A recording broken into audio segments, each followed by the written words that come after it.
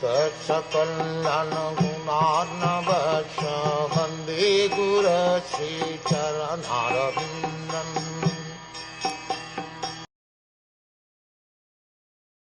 Have you contacted a woman of impeachable character?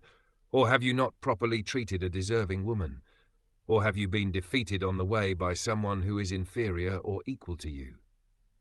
It appears from this verse that during the time of the Pandavas, free contact between man and woman was allowed in certain conditions only. The higher caste men, namely the Brahmins and Kshatriya, could accept a woman of the Vaishya or the Shud community, but a man from the lower castes could not contact a woman of the higher caste.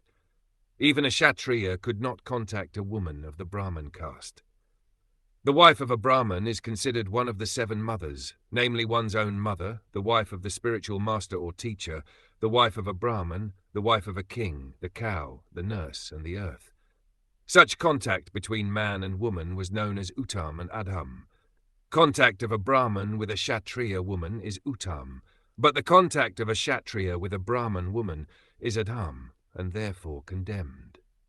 A woman approaching a man for contact should never be refused, but at the same time the discretion as above mentioned may also be considered.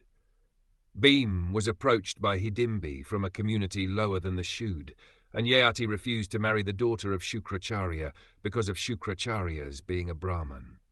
Vyasdeva Brahman was called to beget Pandu and Dhritarashtra.